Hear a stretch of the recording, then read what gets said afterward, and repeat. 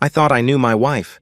After 4 years of marriage, I believed I could read Amber like an open book. Every expression, every gesture, every tear that rolled down her cheek. I was wrong about everything. My name is Thomas Stone. I'm 32, a financial analyst who built his career on reading patterns, spotting inconsistencies, and trusting the numbers. Numbers don't lie, people do. And the person who lied to me most convincingly was sleeping next to me every night for 4 years. Amber doesn't work, never has since we got married. She calls herself a homemaker, though our house is always spotless because we have a cleaning service twice a week. She spends her days at yoga classes, lunch dates with friends, and shopping trips that I fund without question. I never minded. I make good money, and I love taking care of her. I thought that's what husbands did. Before we married, her father insisted on a prenuptial agreement. David Hughes is a divorce attorney, one of the most ruthless in the city, and he'd seen too many marriages end in financial warfare. The prenup he drafted was 23 pages of legal protection, but one clause stood out like a neon sign. Infidelity voids all asset claims. Everything I owned before marriage, everything I earned during marriage, every investment, every account if either spouse committed adultery, they forfeited any claim to marital assets. At the time, I thought it was unnecessarily harsh. Amber cried when her father presented it, saying it felt like he didn't trust us. I held her hand and signed it anyway, thinking we'd never need such protection. We were in love. We were building something real. We were different. How naive I was. Last Tuesday evening, Amber approached me in our kitchen with tears streaming down her face. She looked devastated, shoulders shaking, hands trembling as she gripped a tissue. My first instinct was to protect her, to fix whatever was wrong. "Thomas," she whispered, her voice breaking. "It's my mom. She's really sick. The doctors think it might be cancer. She needs me to come stay with her for a week, maybe longer. I'm so sorry, but I have to go." My heart broke for her. Amber's mother, Linda, had always been kind to me. The thought of her battling cancer made my stomach turn. I pulled Amber into my arms without hesitation. "Of course you have to go," I said, stroking her hair. "Take all the time you need. I'll handle everything here." "You're so good to me," she sobbed against my chest. "I don't deserve you. Those words should have been a warning." Instead, I held her tighter. I watched her pack that night, offering to help, but she insisted she could manage. She moved efficiently through our bedroom, folding clothes with practiced precision. When I suggested visiting during the week to bring food or support, she shook her head.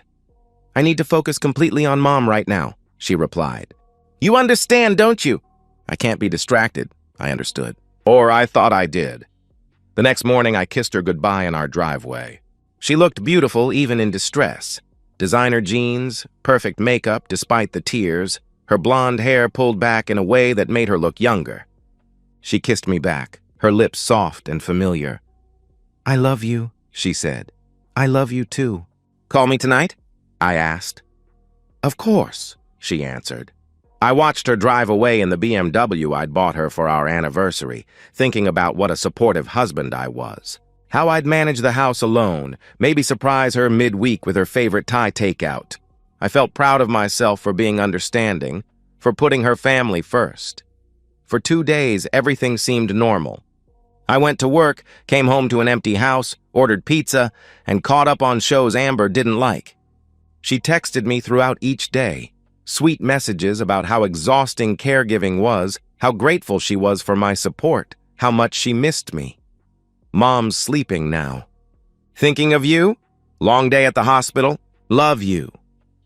Wish you were here to hold me." I responded with encouragement, love, promises that we'd get through this together. I had no idea that while I was typing those messages, she was 3 blocks from her mother's house, living a completely different life. On Saturday afternoon, I made a decision that would destroy everything I thought I knew about my marriage. I wanted to surprise Amber and her mother with flowers and food. I wanted to be the kind of son-in-law who showed up when things got tough. I packed her favorite flowers in the passenger seat, rehearsing what I'd say when I knocked on her mother's door. I had no idea I was about to knock on the door of my own devastation. The drive to Linda's house took 12 minutes. I'd made the trip dozens of times over the years for Sunday dinners, holiday gatherings, birthday celebrations. The suburban street looked exactly as it always did. Well-maintained lawns, mature oak trees, the kind of neighborhood where nothing dramatic ever happened. I parked in Linda's driveway behind her silver Honda and grabbed the flowers and takeout bags. Thai food from Amber's favorite restaurant, chrysanthemums from the florist near my office. I felt good about myself, proud to be the kind of husband who showed up unannounced to help family through crisis. When Linda opened the front door, my world tilted sideways. She looked perfect. Healthy color in her cheeks, carefully applied makeup, wearing gardening clothes with soil under her fingernails. She was holding a watering can, clearly in the middle of tending to her plants. Not the appearance of someone battling cancer, not someone who needed round-the-clock care. "Thomas," she said, surprised but pleased. "What a wonderful surprise. Come in, come in." My stomach dropped, but I tried to rationalize what I was seeing. Maybe she was having a good day. Maybe the treatments were working better than expected. "How are you feeling?" I asked carefully, following her into the living room. "Feeling? I feel wonderful," she replied.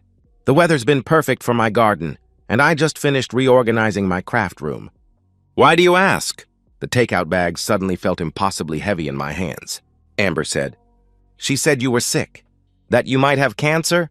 Linda's face shifted from confusion to alarm. "Cancer? Thomas, I haven't been sick." "I just had my annual checkup last month. Everything came back perfect." "Where did you get the idea that I have cancer?" The flowers slipped from my hand, scattering across her hardwood floor. "Amber's been staying with you this week.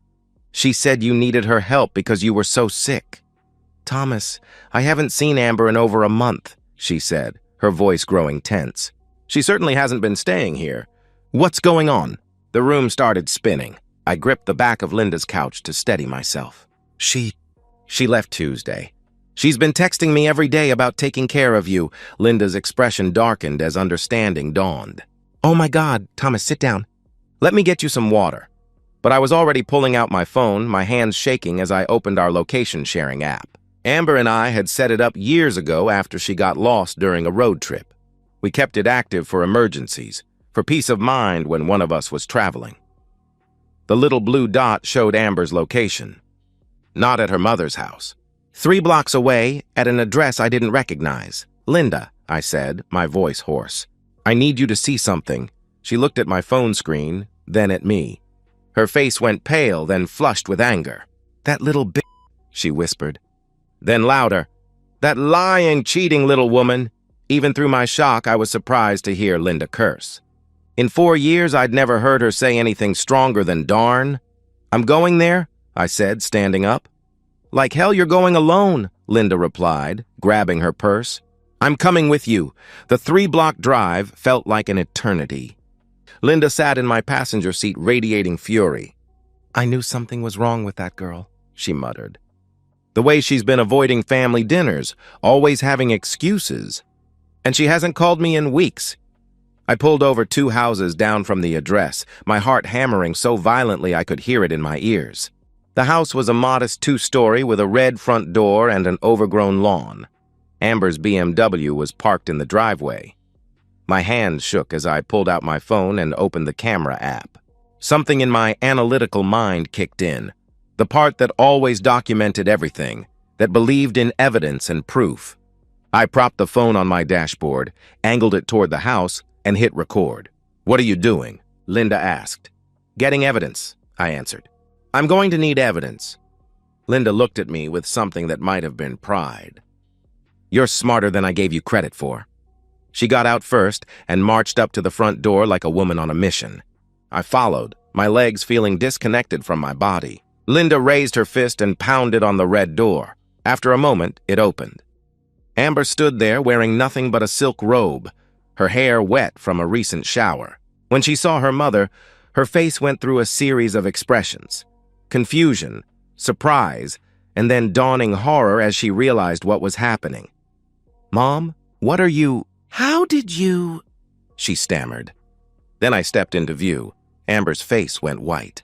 Her mouth opened and closed like a fish gasping for air. The silk robe suddenly seemed inadequate, pathetic. She pulled it tighter around herself, but there was no hiding what was obvious. "Thomas," she stammered. "I can explain. This isn't... You don't understand." "Actually," I said, my voice surprisingly calm, "I think I understand perfectly." The living room was a disaster. Empty wine bottles, scattered clothes, evidence of the life she'd been living while I believed her lies. But it was the sounds from the bedroom that made my hands curl into fists. Someone moving around, the creak of floorboards, the rustle of someone hastily getting dressed. Amber followed my gaze and panic flooded her features. "Thomas, please," she pleaded. "Let me explain. This just happened. It doesn't mean anything." But I was already walking toward the bedroom, Linda right behind me, and Amber trailing after us with increasingly desperate protests. I pushed open the bedroom door and found him.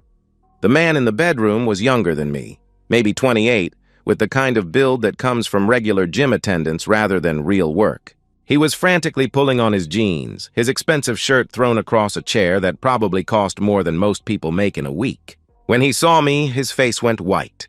4 years of marriage, 4 years of trust, of building a life together, of believing in something that never existed. It all crystallized into this moment. This pathetic scene of scattered clothes and guilty faces and the unmistakable smell of intimacy in the air. I hit him once, hard across the jaw. He went down immediately, blood streaming from his mouth onto the hardwood floor. He stayed down, groaning, holding his face. "That's for my marriage," I said. I didn't hit him again. This wasn't about brutality or losing control. It was about one clean, decisive action, marking the end of one phase of my life and the beginning of another. Behind me, I heard Linda's voice, low and venomous. "You selfish, disgusting little..."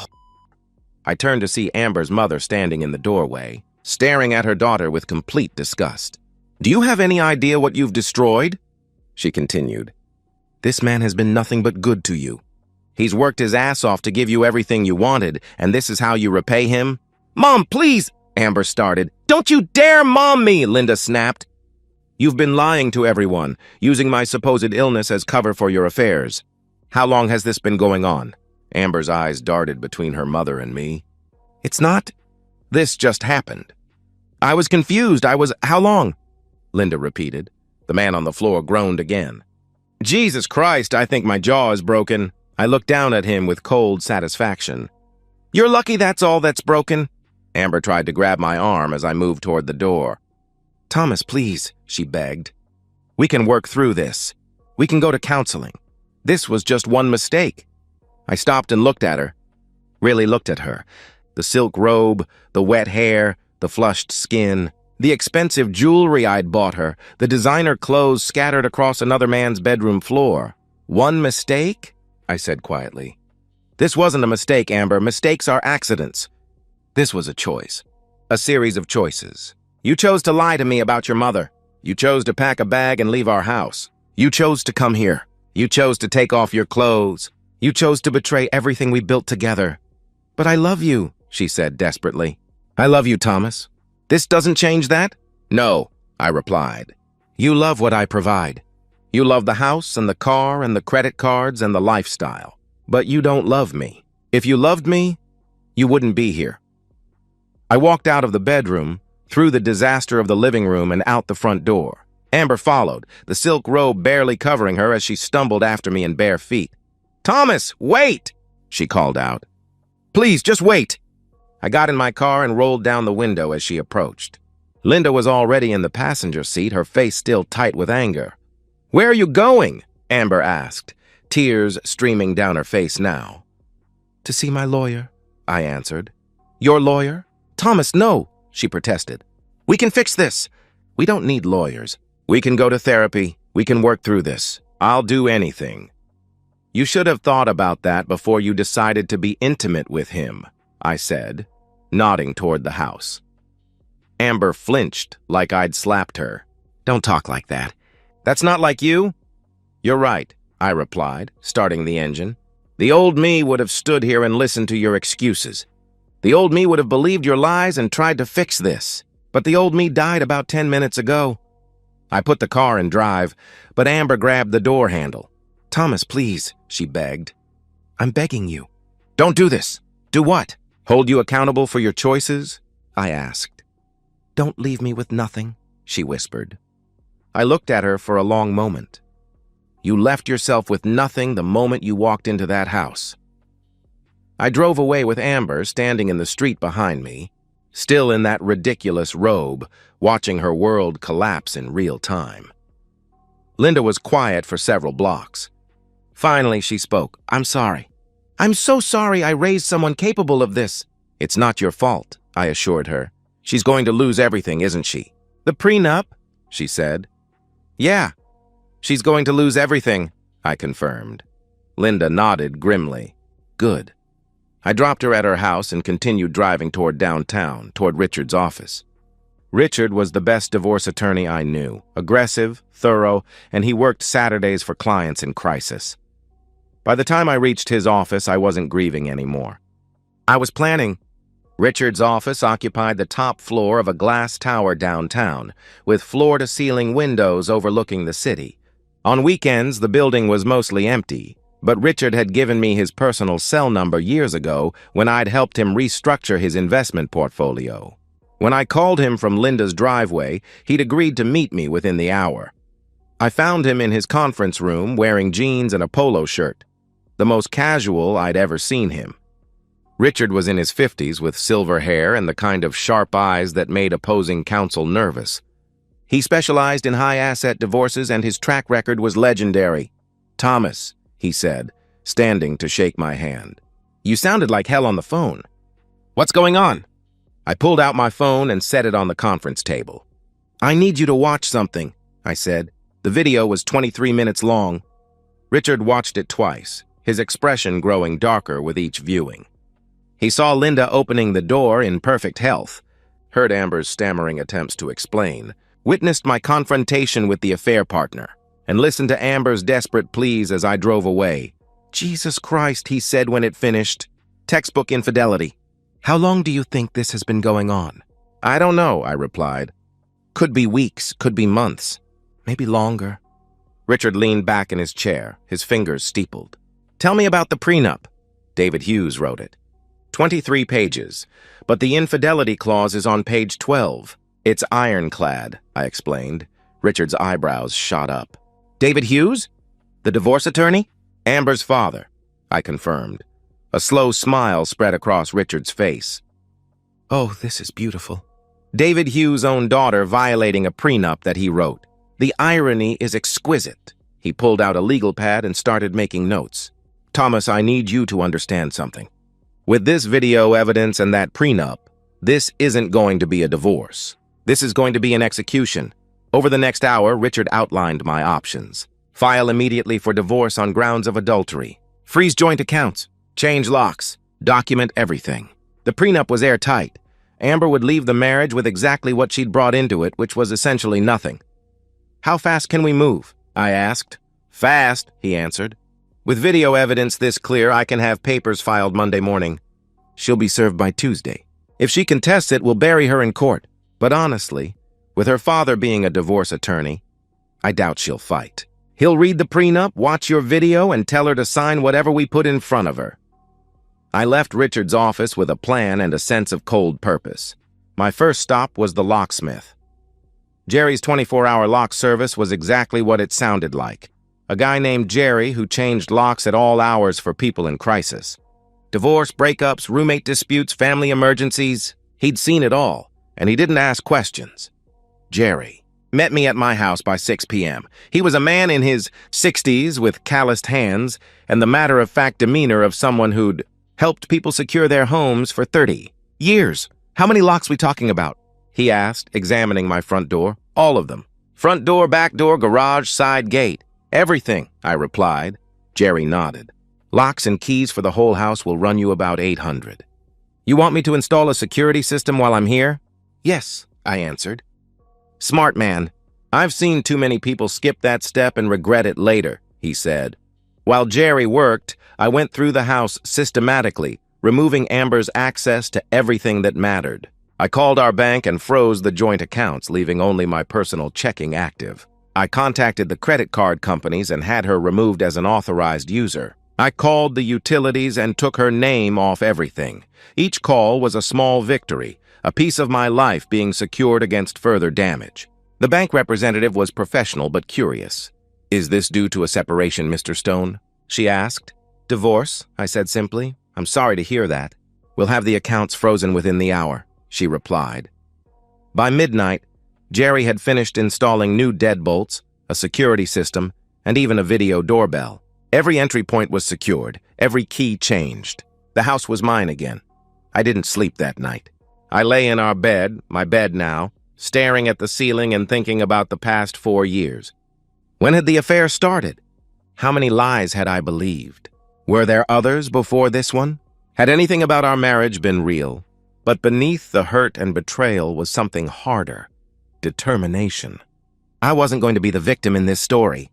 I wasn't going to be the naive husband who got taken for everything. I was going to be the one who walked away with dignity and everything I'd worked for.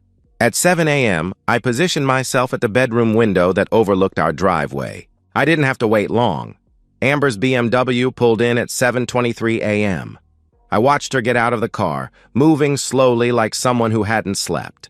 She looked terrible. Hair unwashed, wearing the same clothes from yesterday, her face puffy from crying. She walked to the front door and tried her key. It didn't work. She tried it again, jiggling the handle, pressing harder. Panic began to set in as she realized something fundamental had changed. She tried the back door, then the garage, then the side gate. Every lock had been changed, every entry point secured against her. Finally, she saw me through the bedroom window. Our eyes met across the distance, and I watched understanding dawn on her face. This wasn't anger that would pass. This wasn't a cooling-off period. This was the end. She ran to the front door and pounded on it, screaming my name. The sound echoed through the neighborhood, probably waking our retired neighbors. I let the moment stretch out, watching her realize how completely her world had changed. Then I went downstairs, smoothed my shirt, and prepared to hand her the divorce papers. When I opened the door and handed her the divorce papers, she looked at them like they were written in a foreign language. Then her eyes met mine and she understood. This wasn't anger. This was the end. Amber stood in my doorway holding the divorce papers, her face completely drained of color. The official documents seemed to weigh 1,000 pounds in her trembling hands. For several seconds, she just stared at them, as if reading them again might change what they said. "Thomas," she whispered, "you can't be serious." "I've never been more serious about anything in my life," I replied. She pushed past me into the house, my house, and I let her. Better to have this conversation inside than provide entertainment for the neighbors. She moved to the living room like a sleepwalker, still clutching the papers. "Sit down," I said. "We need to talk." "I don't want to sit down," she protested. "I want you to tear up these papers and let me explain." "There's nothing to explain, Amber. I saw everything I needed to see," I answered. What followed were the longest 4 hours of my life. Amber cycled through every emotional manipulation tactic in existence. She cried, saying she loved me and had made one mistake. I corrected her coldly. "One affair, Amber. One massive lie about your dying mother. 1 week of deception. Stop calling it a mistake," I said. She screamed at me, saying I was being cruel and unreasonable. That the affair partner made her feel alive in ways I never could. That our marriage had been dead for months, and I was too blind to see it. Something snapped inside me when she said that. "You want to feel alive?" I said, my voice deadly calm. "Go be alive with him. See how alive you feel when you're working minimum wage and living in a studio apartment. See how alive you feel when you have to choose between groceries and gas money. See how long your affair partner sticks around when you can't afford to split the dinner check. That's when it really hit her. The money. The lifestyle. Everything she was about to lose. The prenup," she whispered, finally understanding. "Oh God, the prenup." I explained it to her piece by piece, watching her face crumble with each detail. "No claim to the house. No claim to my investments. No claim to my retirement accounts. No alimony. No cars, no jewelry, no shared assets of any kind. But I don't have anything," she said desperately. "I don't have a job. I don't have savings. I don't have anywhere to go." You should have thought about that before you decided to cheat, I replied. She tried everything, begging, threatening, saying she'd hurt herself if I went through with this. She claimed she'd tell people I abused her, that I was controlling and manipulative. I kept my phone recording throughout the entire conversation. Richard had warned me she might try to create false accusations. My father, she said suddenly, her face going even whiter. Oh my God, my father is going to kill me. That's not my problem anymore, I answered. She fell to her knees then, literally begging. Please, Thomas, she pleaded. I'll do anything. I'll sign a postnup giving you even more protection. I'll get a job. I'll go to therapy. I'll cut off all contact with him. Please don't do this to me. I'm not doing anything to you, I said. You did this to yourself. By evening, she still wouldn't leave. She kept circling back to the same arguments, the same pleas, the same desperate attempts to change my mind. Finally, I called the police. I need someone removed from my property for trespassing, I told the dispatcher. 2 officers arrived within 20 minutes. They were professional but firm, explaining to Amber that she needed to leave immediately or face arrest. She looked at me with something between hatred and desperation as they escorted her to her car. This isn't over, she said.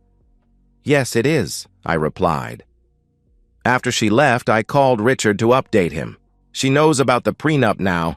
How do you think her father will react? David Hughes is a pragmatist, Richard said. He'll read the prenup he wrote, watch your video, and tell his daughter she's doomed. Excuse my language. Richard was right. Amber went straight to her parents' house that night. According to Linda, who called me the next day, David took one look at the divorce papers and pulled out his copy of our prenup. He read it twice, watched the video I'd sent to Richard, and delivered his verdict. You violated the infidelity clause, he told his daughter. You have no legal standing. Sign whatever Thomas's attorney puts in front of you and pray he doesn't sue you for adultery in a state that allows it. Amber's mother, Linda, wouldn't even speak to her.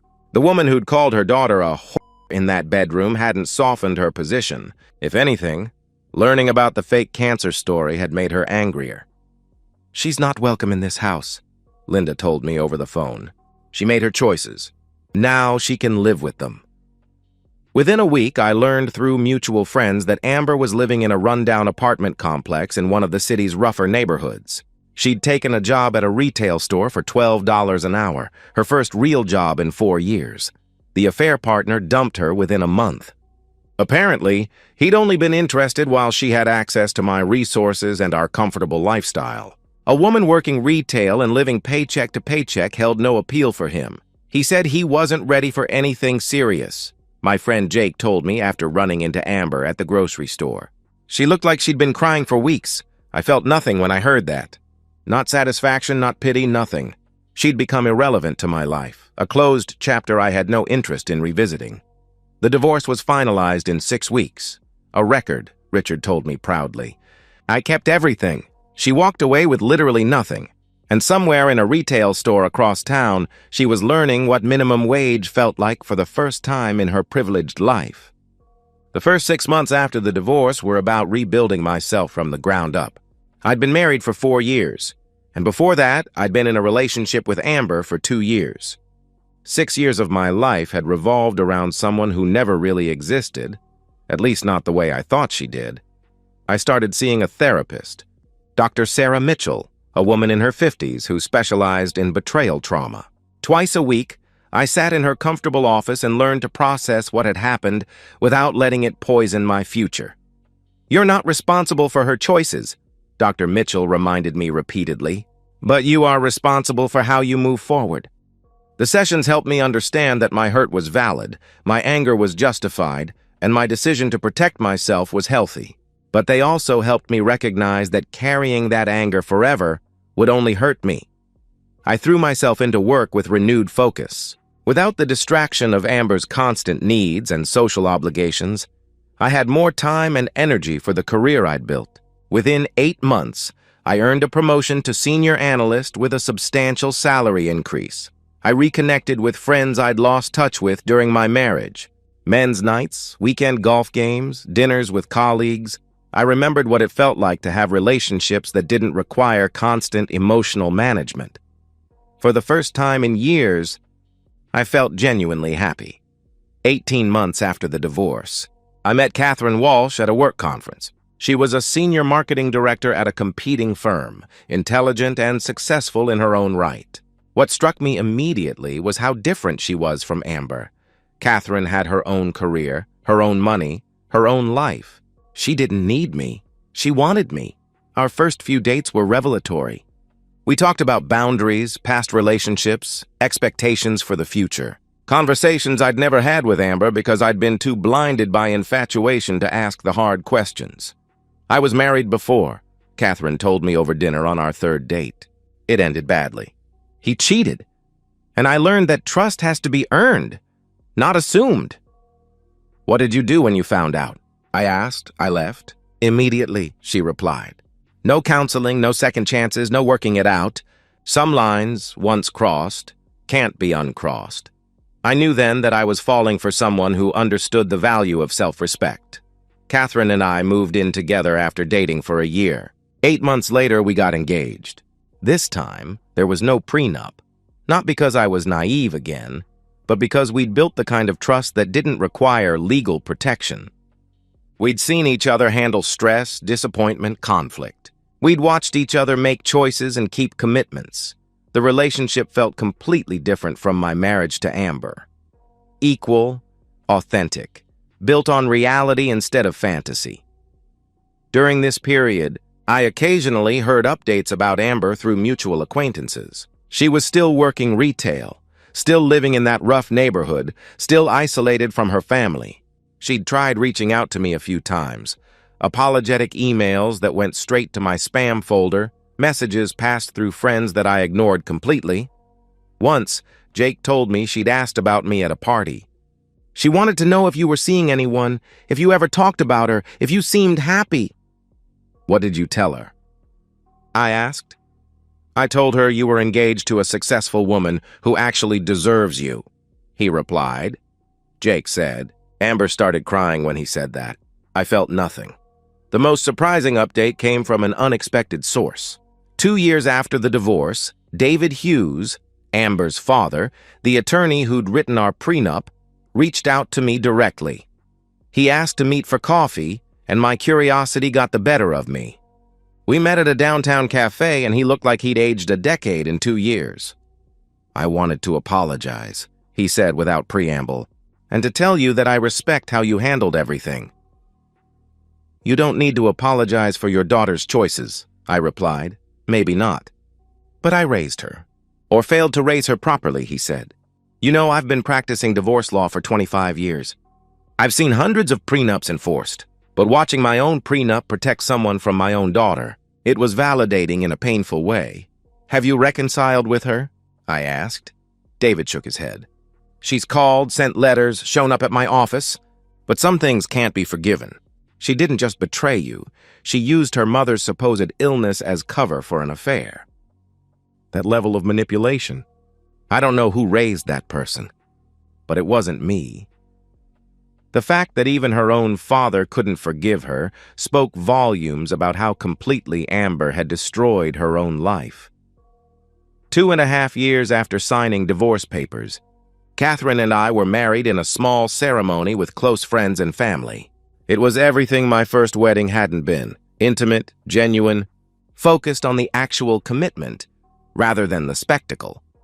4 years after the divorce, I was standing in an airport with Catherine, boarding a flight to Paris for our first wedding anniversary. We'd just bought a vacation home. My investments had more than doubled, and I'd been promoted again to senior management.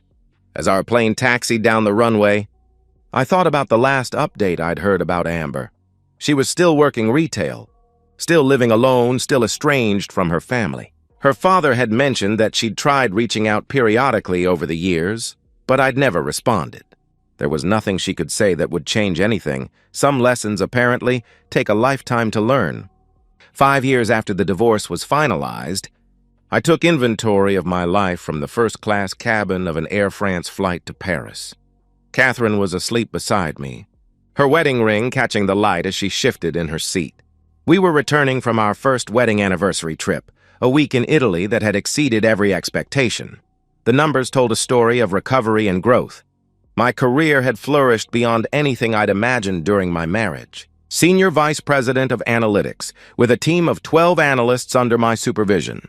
My salary had tripled. My investment portfolio had grown exponentially, helped by the fact that I no longer had someone bleeding. Money on unnecessary luxuries, Catherine. And I had just closed on a vacation home in the mountains, a place we'd both fallen in love with during a weekend skiing trip. Our life together was built on shared goals, mutual respect, and the kind of trust that comes from watching someone make good choices consistently over time. Through the inevitable small-town gossip network, I still heard occasional updates about Amber. 5 years later, she was still working retail, still living in that rough neighborhood, still isolated from her family. She'd tried reaching out periodically over the years, but I'd never responded. There was nothing she could say that would change anything. People often ask me if I regretted marrying Amber, if I wished I'd never met her. The question used to make me angry, but now I had a clear answer. Amber taught me exactly what I didn't want in a partner. She taught me that trust must be earned through consistent actions, not pretty words. Most importantly, she taught me that sometimes the most loving thing you can do is walk away from someone, because the person you love and the person they actually are aren't always the same thing. That evening, as we sat in our own living room unpacking souvenirs, my phone buzzed with a text from an unknown number. Thomas, it's Amber. I know you probably won't read this, but I need you to know that I understand now what I lost. I understand what I destroyed. I'm sorry doesn't begin to cover it, but I'm sorry anyway. I hope you're happy. You deserve to be happy. I showed the message to Catherine. She read it and looked at me with raised eyebrows. Are you going to respond? She asked. I deleted the message without hesitation. There's nothing to say, I replied, because there wasn't. Amber's apology couldn't undo the choices she'd made or change the fact that she'd chosen temporary excitement over lasting love, and that choice had consequences. I'm grateful for that lesson, and I'm even more grateful that I don't have to keep learning it, because the person I am now, the one who walks away when necessary, who demands respect, who builds real trust, that person only exists because I refused to accept less than I deserved. Amber destroyed our marriage, but in doing so, she built someone stronger, and that's the only thank you she'll ever get from me. And so, we've reached the end of today's story. Was it what you expected, or did it take a twist you didn't see coming? I'm curious to hear your thoughts. Share them in the comments below, and let's get a conversation going. If this story kept you hooked, make sure to hit that like button. And if you're new here or just haven't subscribed yet, now's the perfect time to join our community.